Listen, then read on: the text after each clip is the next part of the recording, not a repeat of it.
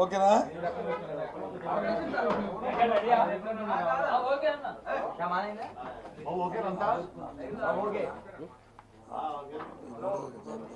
Number చెప్పండి.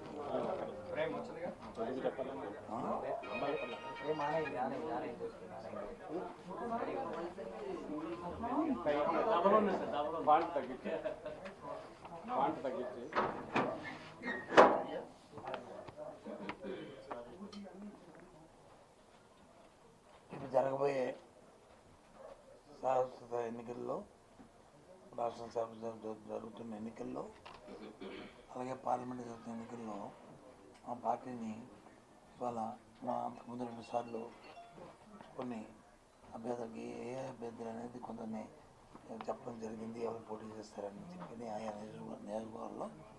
ఇవాళ కూడా కొంత పార్లమెంట్ సభ్యులు కూడా కలిపి ఇవాళ ప్రకటించడం జరుగుతుంది. పార్టీని తీసుకున్నారని మా ముఖ్యమంత్రి గారు జగన్మోహన్ రెడ్డి నిర్ణయం ప్రకారము ఇవి ప్రకటిస్తున్నారు.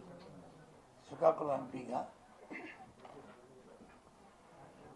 పేరాడ తిలక్ ఇప్పుడు ప్రస్తుతం జడ్పీటీసీగా ఉన్నారు. వారు తిలక్ బీసీ వర్గానికి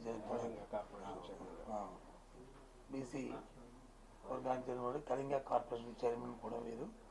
వారు దీనికి శ్రీకాకుళం ఎంపీ స్థానాన్ని పోటీ చేస్తున్నారు. Kalinga corporation chairman BC category.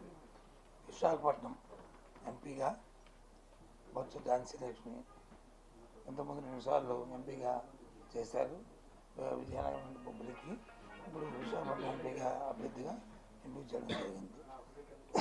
Eluru MP Karumuri Sunil Kumar Yadav.